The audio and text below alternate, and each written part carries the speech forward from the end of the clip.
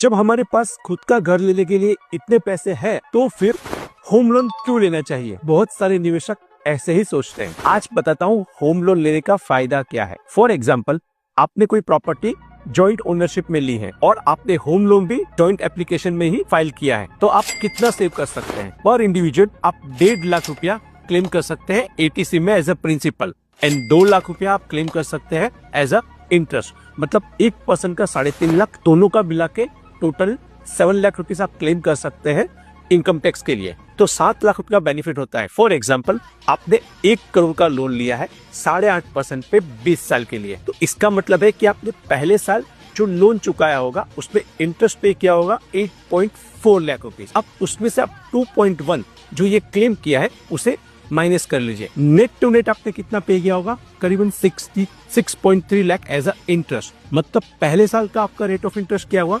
6.3%। अब जब आप इसे 5वें साल पे कैलकुलेट करेंगे तो आपने टोटल इंटरेस्ट पे किया होगा करीबन 7.6 लाख माइनस 2.1 ये जो क्लेम किया था, रह जाता है अराउंड 5.5। मतलब आपका नेट होम लोन का इंटरेस्ट कितना हुआ?